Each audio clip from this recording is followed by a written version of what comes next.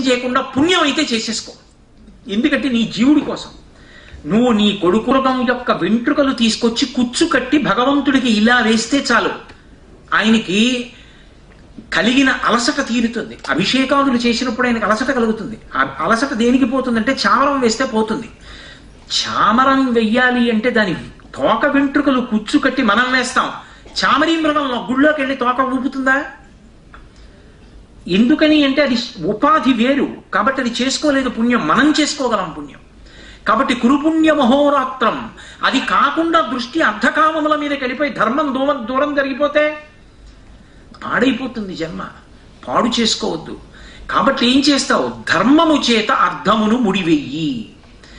ఆర్జనయందు వ్యయమునందు కూడా డబ్బు సంపాదించవద్దు అని శాస్త్రములు చెప్పలేదు.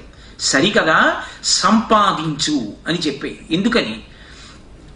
ఎదిగొచ్చినటువంటి కొడుకు ఒక్క రూపాయి సంపాదించట్లేదు అనుకోండి, తండ్రి మాతా నిందతి నాభినందతి పిత భ్రాతా న సంభాషతే భృత్య కుప్యతి నానుగచ్చతి సుత కాంతాపి నాలింగతే అర్ధప్రార్థన శంకయా నకురుతే సల్లాపమాత్రం సుహృత్ తస్మాత్ నైతికమర్ధమార్జన శృణు సఖే విత్తేన సర్వే వశాః. హే సఖే, ఓ స్నేహితుడా, ఓటి గుర్తుపెట్టుకోసుమా. మాతా నిందతి, అమ్మ తిట్టదు. అటువంటి అమ్మ తిడుతుంది ఎప్పుడంటే, ఏవిరా ఎదిగొచ్చావు. తండ్రి పెద్దవాడు అయిపోతున్నాడు. అయిపోతున్న తండ్రికి విశ్రాంతి కావాలి. దేనివల్ల విశ్రాంతి వస్తుంది? కొడుకులు పెద్దవాళ్ళై ప్రయోజకులై సంపాదించి తెచ్చి, నాన్నగారు ఇంతకాలం పరిగెత్తి మమ్మల్ని నించోబెట్టారు, నాన్నగారు మీరు కూర్చోండి, మేము మిమ్మల్ని సంతోష పెడతాం అని వాడు తెచ్చినప్పుడు కాదు. వాడు తెచ్చింది నా డబ్బని బ్యాంకులో వేసుకు తిరగడానికి కాదు. కొడుకు తండ్రి సంతోషపడేటట్టుగా ప్రవర్తించడానికి తెచ్చి నాన్నగారికి వాళ్ళు వాడే అకౌంట్లో వేసుకోవడానికి కాదు. మాతానిందతి, ఆ డబ్బు సంపాదించని కొడుకుని చూసి అమ్మ తిడుతుంది. నాభినందతి పిత, తండ్రి అభినందించాడు. చాలా సంతోషం రా నాన్న అని వీపు మీద చెయ్యి వీడు. భ్రాతాన సంభాషతే, అన్నదమ్ములు మాట్లాడరు. ₹1 సంపాదించాడు. ఆ మరదల మొహం చూస్తే సిగ్గేస్తోంది. శ్రావణ శుక్రవారం వరలక్ష్మి వ్రతం అందరూ కొనుక్కున్నారు. పాపం ఆ అమ్మాయికి ఏమీ లేదు. వాళ్ళు కొంటారు కానీ భర్త కొన్న తృప్తి వస్తుందా ఆవిడికి? ఏమిటో వీడు ₹1 సంపాదించారు కాబట్టి భ్రాతాన సంభాషతే, అన్నదమ్ములు మాట్లాడరు. భృత్య కుప్యతి, సేవకుణ్ణి పిలిచి ఒరే వాహనం తీసి ఇక్కడ పెట్టు అంటే ₹1 ఇవ్వవు కానీ పనులు చెప్తావు లేవా, జీతం ఇచ్చేది మీ అన్నయ్యలు అంటాడు. భృత్య కుప్యతి నానుగచ్చతి సుత, కొడుకు సంతోషంగా వచ్చి నాన్నగారు కాళ్ళు కడుక్కోండి అండవు. వాడిని చదివిస్తే కదా డబ్బు సంపాదించి. కాబట్టి నానుగచ్చతి సుత కాంతాపి నాలింగతే, ప్రియమార భార్య కౌగలించుకోదు. అర్ధప్రార్థన శంకయా నకురుతే సల్లాపమాత్రం సుహృత్, సుహృత్ చాలా మంచివాడు ఆయన, స్నేహితుడు. ఆయన్ని తప్పు పట్టడానికి లేదు. ఆయన ₹1 సంపాదించుకుంటున్నాడు.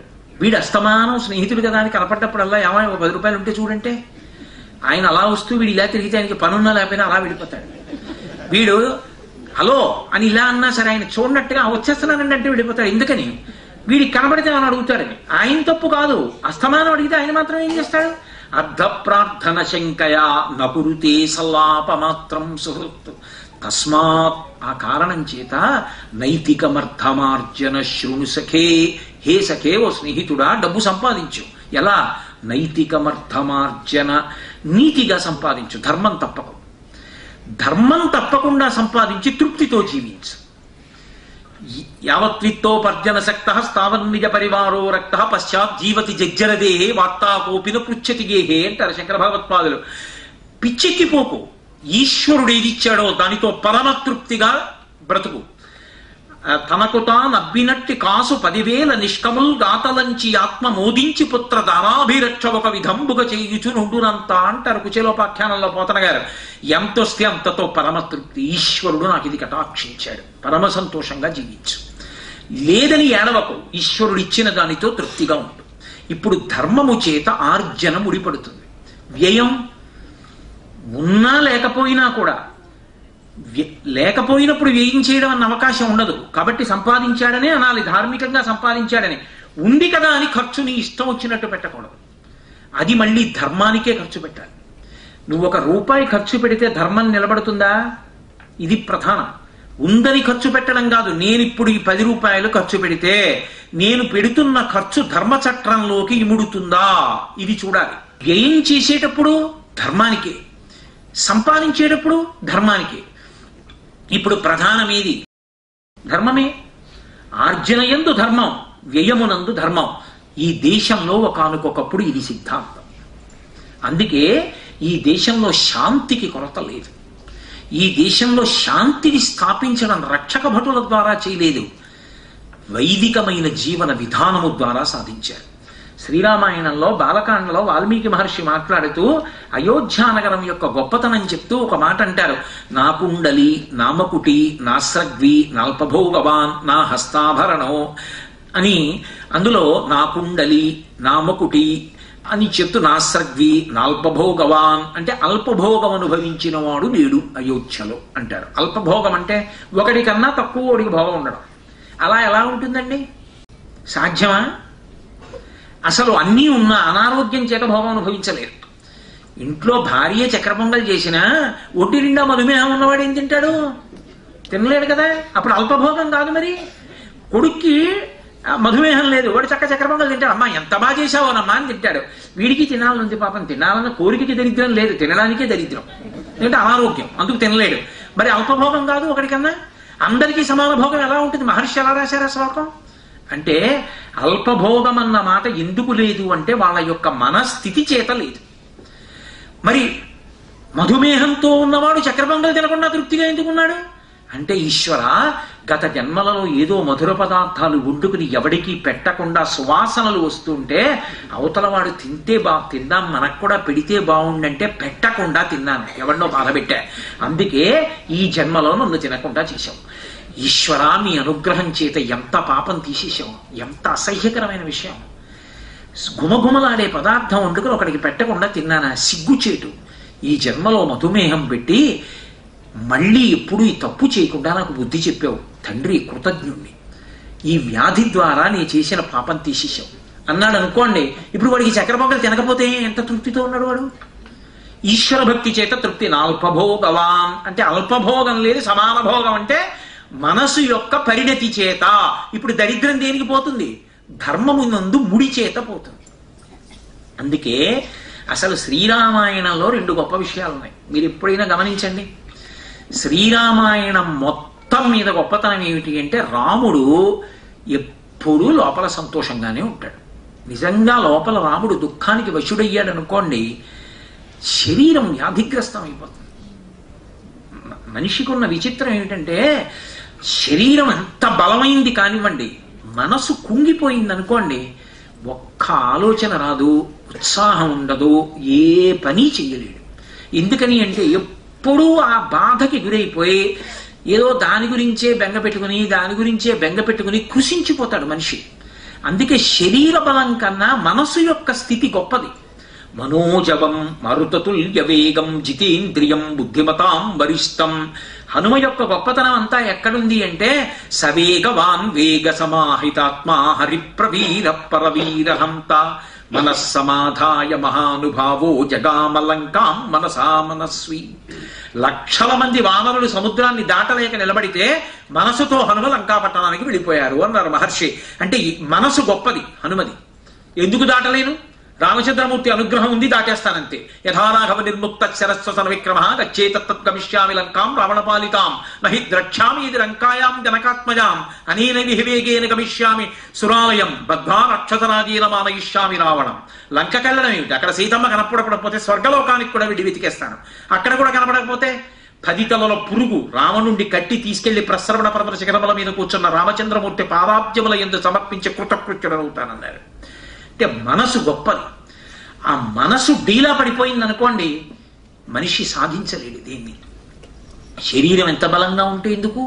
శోకో నాశయితే ధైర్యం, శోకో నాశయితే స్మృతం, శోకో నాశయితే సర్వం నాస్తి శోక సమోరిపు. శోకము మనోసంబంధము. శోకం వచ్చిందా ఉత్సాహం పోతుంది, ఏమీ జ్ఞాపకం రాదు, ఏ పని చేయలేడు. ఎప్పుడు దాని గురించే ఆలోచిస్తూ ఉండిపోతాడు. ఆలోచిస్తూ ఏదైనా ఆపద వచ్చినప్పుడు ఆలోచించకుండా ఉండమని చెప్పలేదు శాస్త్రం, అదే ఆలోచిస్తూ ఉండిపోకు. మరి దేని చేత సంతోషం? ధర్మానుష్ఠానము చేత సంతోషం. ఇవాళ కలిసి వచ్చిందని సంతోషం కాదు, రేపు కలిసి రాలేదని సంతోషం కాదు. దేనికి సంతోషం? ఒక్క కారణానికి, ధర్మంగా నేను ధార్మికంగా బతుకుతున్నానా? నేను ఇవాళ ఉదయం చేయవలసిన పని చేశానా? మధ్యాహ్నం చేయవలసిన పని చేశానా? సాయంకాలం చేయవలసింది చేస్తానా? ధార్మికంగా నేను బ్రతికితే అంతే సంతోషం. నేను ఆ రోజు ధార్మికంగా బ్రతకలేదు, ఏడవాలి నేను ఆ రోజు. రామాయణం మొత్తం మీద రాముడు ఎందుకు సంతోషంగా ఉంటాడంటే, రాముడు ఇప్పుడు ధర్మమును వదిలిపెట్టలేదు కనుక సంతోషం. నే ధర్మం పట్టుకున్నాను, అది నన్ను రక్షిస్తుంది. రామాయణంలో రాముడి యొక్క రెండో గొప్పతనం ఏమిటంటే, రామచంద్రమూర్తి యొక్క దృష్టిలో ఈశ్వర సృష్టిలో పనికిమాలిన వస్తువు లేదు, అందరూ పనికొచ్చేవాళ్లే. అందుకే 24,000 రామాయణ శ్లోకాలలో ఏ ఒక్క శ్లోకంలో ఎప్పుడూ రాముడు ఎవరిని ఉద్దేశించి కూడా వీడు భూమికి బరువురా, వీడు పనికిమాలిన వాడు అనడం. ఎందుకో తెలుసా? ప్రతివాడిలో ఏదో గొప్పతనం ఉందంటాడు. ఆఖరికి రావణాసురుడి విషయంలో కూడా మహానుభావుడు రా. హనుమాంతటి వారు అహోరూప మహోధైర్య అహోసత్వ మహోద్యుతి అహోరక్షసరాజస్వ సర్వలక్షణయుక్తత అన్నారు. అవతలవాడిలో మంచిని, గొప్పతనాన్ని, ఏదో ఒక ప్రజ్ఞని చూడడం ప్రాజ్ఞుడి లక్షణం.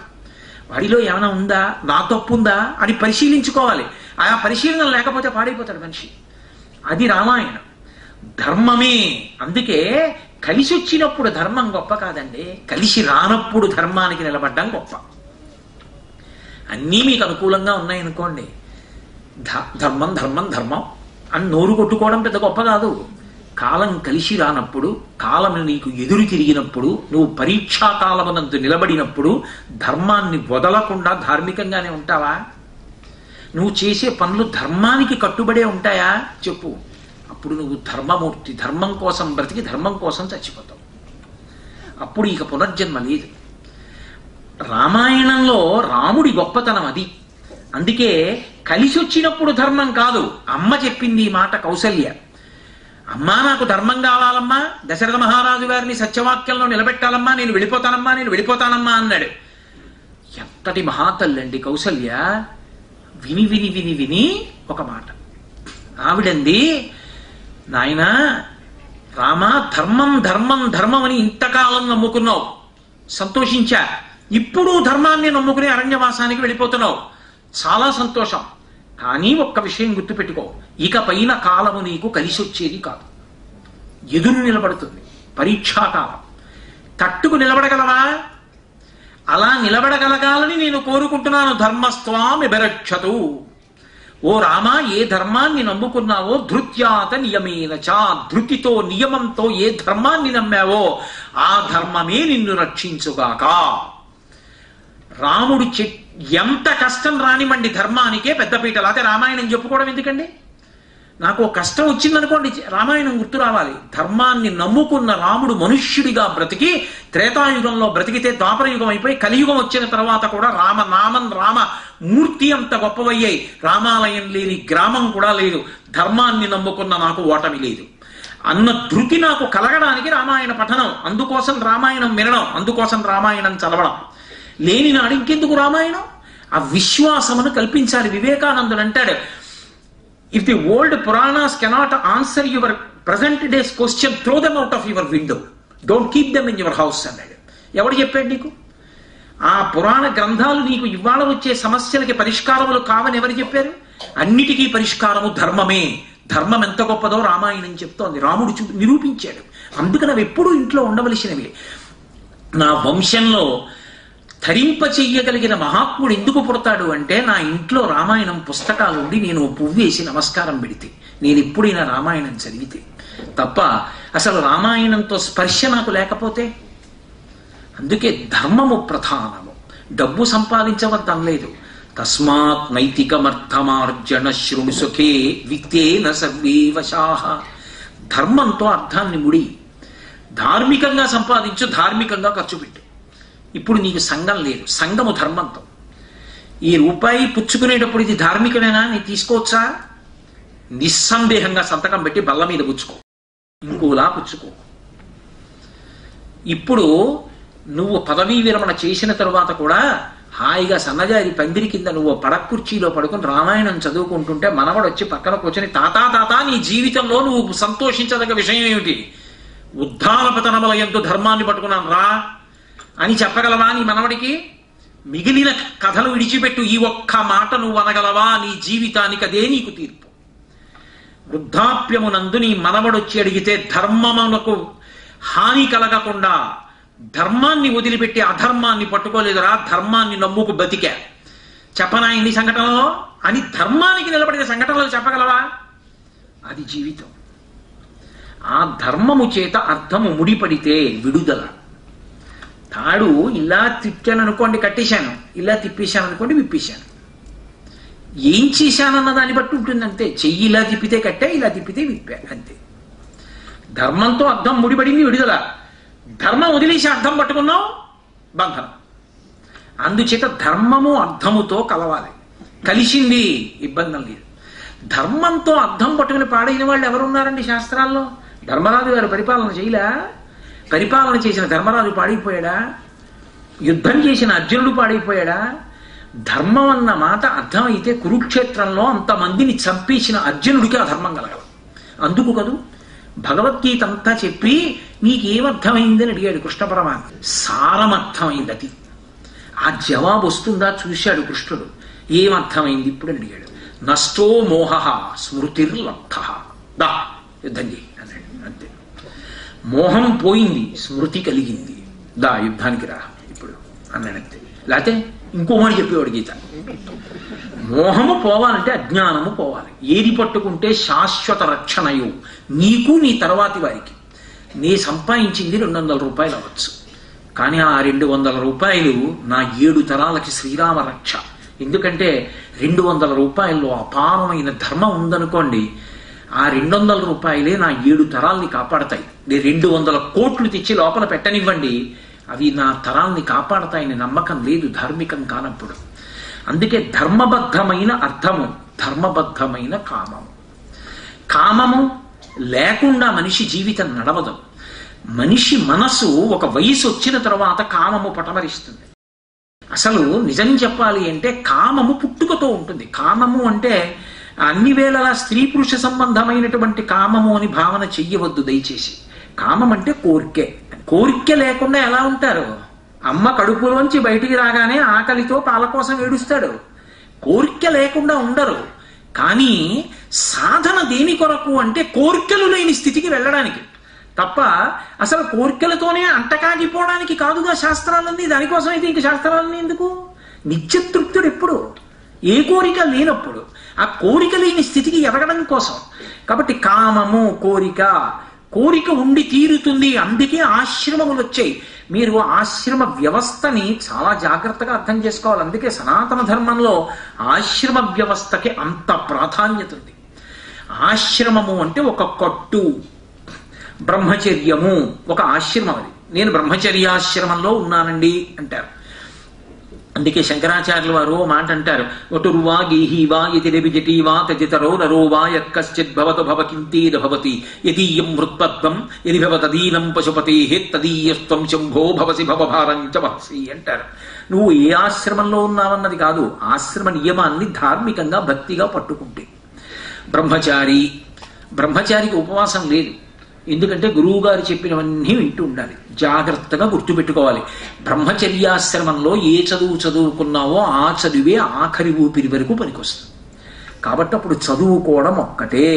విద్యార్థుల ప్రధానమైన కర్తవ్యం ఏది? చదువుకొనుట ఒక్కటే. అది వినా ఇంకొకటి ఉండదు.